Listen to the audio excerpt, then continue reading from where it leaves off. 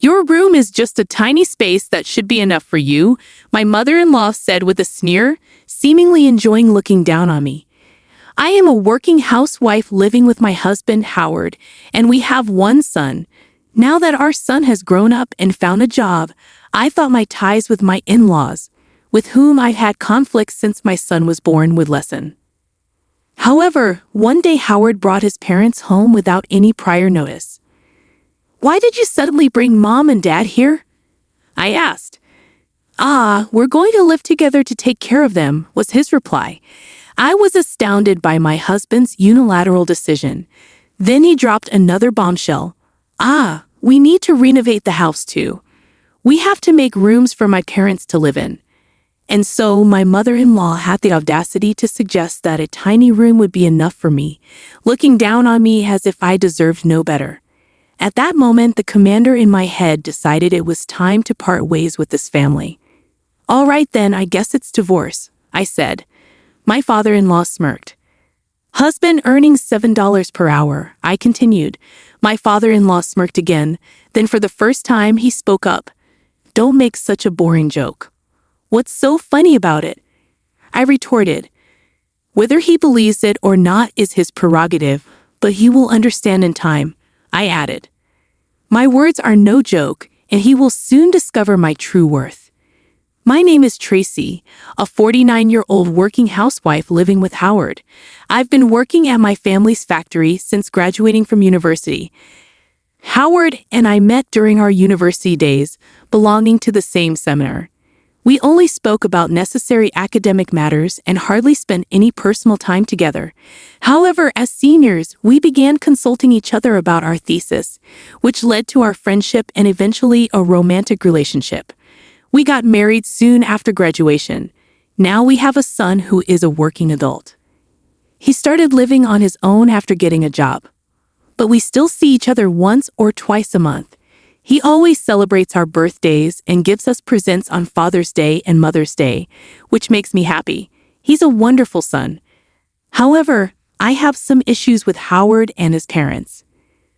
Howard's parents are in their late 70s and live near us, but we rarely interact. Hey, it's time to consider living with my parents. They're getting older and it worries me. Howard reminds me occasionally, but I have never agreed. Every time he mentions his mother, I'm reminded of our past conflicts, which depresses me. How long are you going to hold on to the past? We're adults now. Can't you just let it go and start caring for my parents properly? Every time we discuss living together, the atmosphere between us grows tense, and the conversation ends with Howard getting angry, leaving things unresolved. The conflict between me and specifically my mother-in-law was created by her and Howard, and I couldn't accept it. I was appalled by their nerve, considering the terrible treatment I've received. Our relationship with my in-laws wasn't always bad. We used to get along well. "Tracy, let's go out together." "I want to go clothes shopping," my mother-in-law would say. I would normally accept such invitations on weekends, and we even had coffee and chatted afterwards. When we went on trips, I would always bring back souvenirs, and we were close enough that they would give us vegetables and fruits, which made me feel like we were quite close. Everything changed after our son was born. I was struggling with my first childbirth and childcare, trying my best despite the confusion. I wanted to make my son happy as a mother, but it seemed like Howard just couldn't develop a sense of responsibility as a father. Throughout my pregnancy and even after giving birth, he hardly did anything to help. When I was immobilized by severe morning sickness, he would yell at me to hurry up and cook. Even when I said it was because I was worried about the baby, he would make me carry heavy things or do tasks that involved unstable footing, like changing light bulbs. When our son would cry at night, he wouldn't feed him, change his diapers, or even hold and soothe him. "Why won't you help at all? He's our child, so you should participate more in childcare. And I wish you would do more housework too," I would plead. But it seemed like nothing reached Howard's heart. "Why should I have to do any housework?" he said, with a sullen look and a sticky gaze. If I couldn't finish cleaning or have dinner ready by the time Howard got home because I was too busy, he would say, "You're just inefficient." A wife who can't even keep the house is useless. Take care of things around me properly. You're worthless. Hurling verbal abuse at me. I was overwhelmed with caring for our small son, who still needed constant attention, yet I was expected to also look after a fully grown adult. Every time Howard blamed me, it felt like thorns were being stuck into my heart. Not only Howard, but my mother-in-law became a source of stress too. I don't feel safe leaving it to Tracy alone, so I'll take care of raising the successor properly, she declared and started visiting our house frequently. It might have been her way of showing kindness, but it was a huge nuisance for me. Tracy, your way of doing things is completely wrong. You need to redo everything. She would nitpick everything I did, joining Howard in criticizing me. Howard's right. You're just not cut out for this. A terrible wife, right? I wish you could do things a bit more properly, she added. Even when I looked to my father-in-law for help, with their unsettling smiles, he remained indifferent, never scolding them or showing any affection for his grandson. Feeling unsupported by anyone, I became increasingly isolated within my in-laws' family. The only reason my spirit didn't break was because of the support from my own family. I spent days gritting my teeth and enduring, grateful for the help from my parents, siblings. Then one day, Howard's company went through layoffs due to poor performance, and he was among those let go. Supporting a family of 3 on my income alone was challenging. My parents offered support, helping us manage. Somehow, I couldn't keep relying on them. I introduced Howard to my father's factory, which manufactures specialty parts, and he started working there as a part-timer. I'm forever grateful to my parents and siblings. Despite our financial struggles, my mother-in-law's harassment only escalated. Mother-in-law, we don't need a useless daughter-in-law like you, mocked like this. There were times I wanted to leave, not just once or twice, but I couldn't bear the thought of taking my son away from his father, so I endured. As time passed and my son grew up, my mother-in-law's visits decreased. It seemed she didn't like that her adolescent grandson, now going through his rebellious phase, wouldn't listen to her anymore. Although it irked me, the decreased frequency of her visits and the consequent reduction in stress were a relief. It was as if her absence confirmed how much of a stressor she had been to me. I even felt moved by the peace I could finally enjoy. Though we became estranged from Howard's family, Howard himself seemed to visit them often. However, the problem wasn't entirely gone. Howard remained a part-timer, and I continued to support our household financially. One day, when I was relaxing at home, the entrance became unusually noisy. Then rough footsteps approached. Howard was supposed to be at work. Could it be a burglar? As I braced myself, the living room door opened, and I was taken aback by the person who appeared. Howard, who was supposed to be at work, came back home, bringing his parents with him. What about work? And why did you suddenly bring Mom and Dad here? I whispered so that his parents couldn't hear. He looked at me with a bewildered expression, as if I was saying something absurd. You wouldn't agree to live together, so I had to bring them here.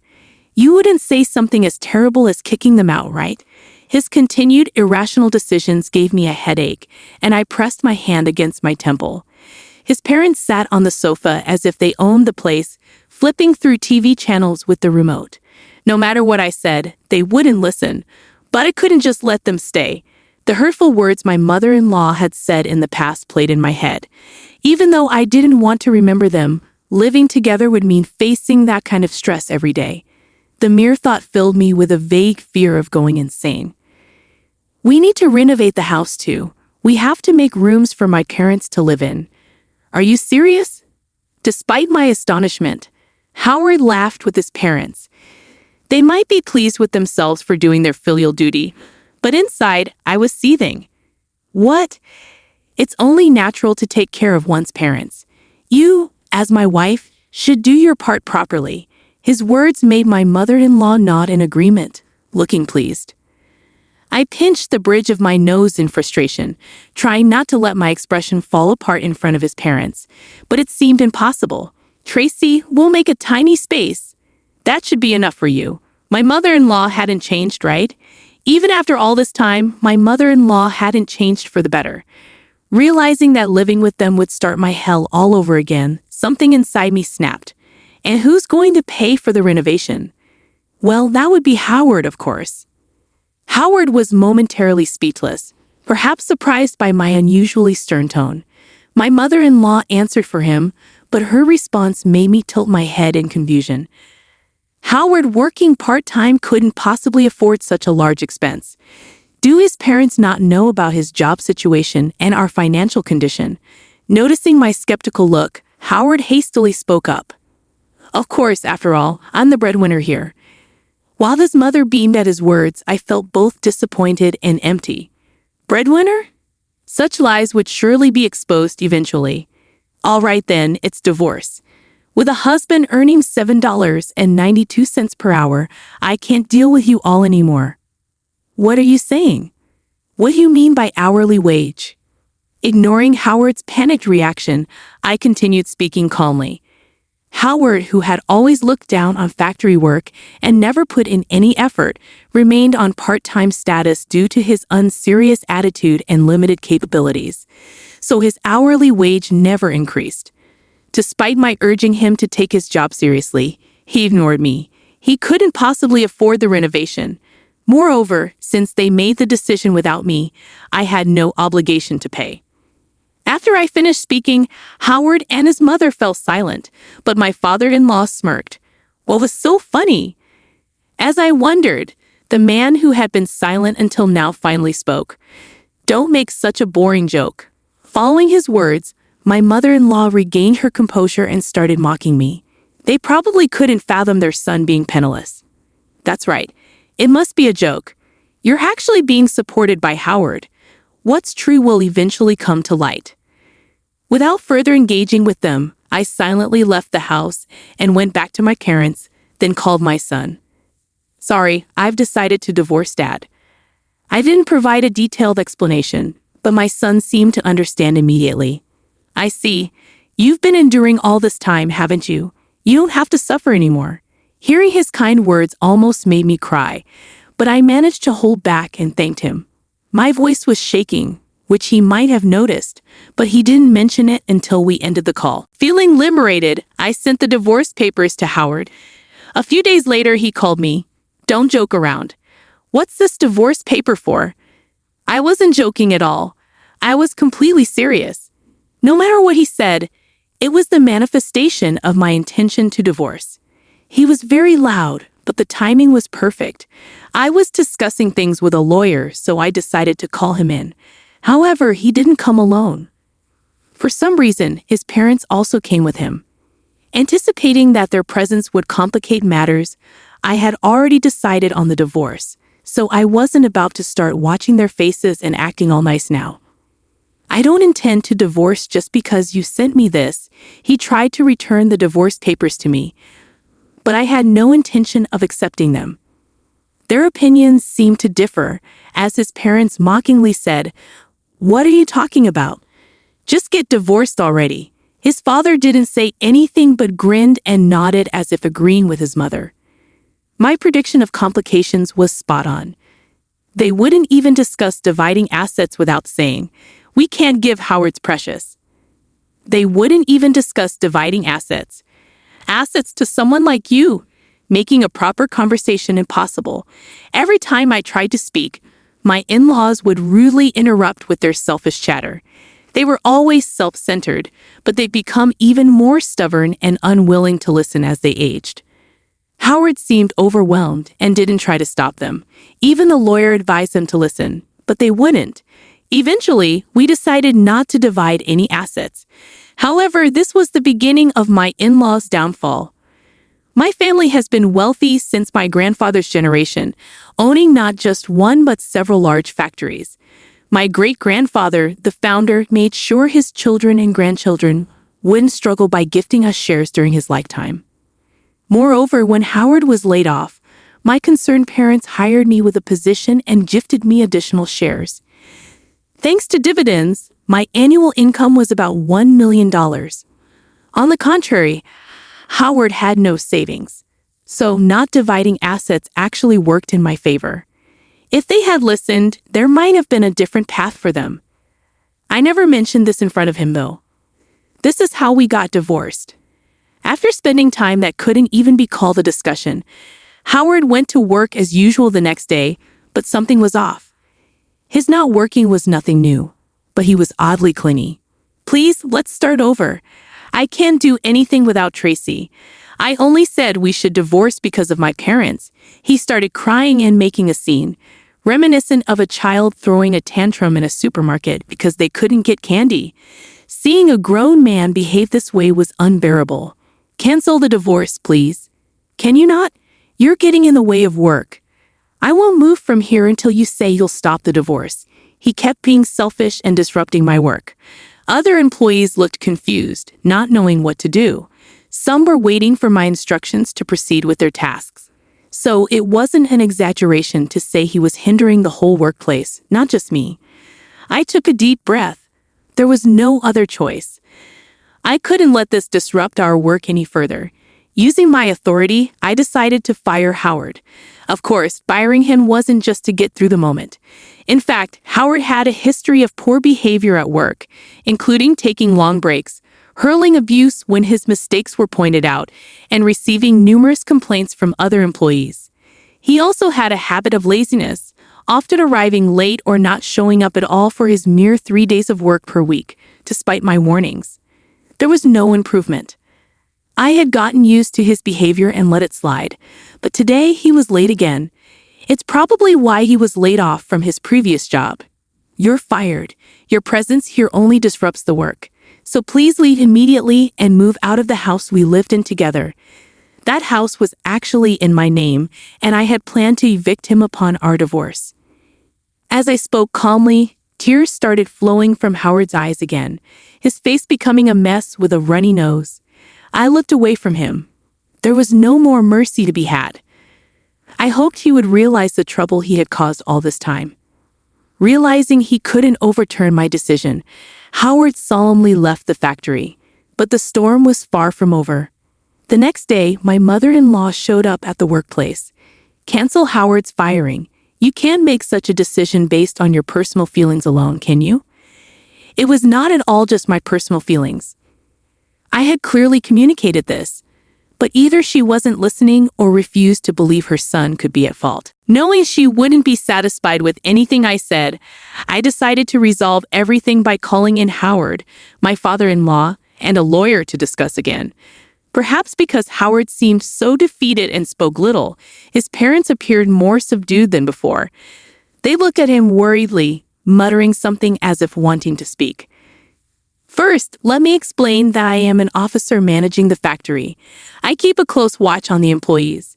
And based on that, I decided to fire Howard. After revealing how I had been supporting the household, my in-laws finally seemed to take me seriously. Is that true, Howard? It seemed more like they believed because Howard nodded than my explanation. Though slightly irritated, it was far better than being railed at as before. Wait, what about the renovation? So Howard can't pay for it. Oh dear, we've already paid the deposit and started the work. My mother-in-law became frantic, her face paling. They had been counting on Howard's earnings to pay the rest, having spent all their savings on the renovation deposit. But that's no longer my concern. I'm focusing on my work and enjoying living alone. As for the house renovation started by my in-laws, I decided to continue paying for the work already begun. I felt bad for the workers, and since the house was already under construction, it needed to be finished to be livable. Of course, I canceled the renovation plans made by my in-laws, intending to remodel it into a comfortable home for myself. Thinking of adding guest rooms for my son, parents, and siblings to stay over seems fun. I'm excited to erase the bad memories of living with Howard and make everything new, designing the house on my days off.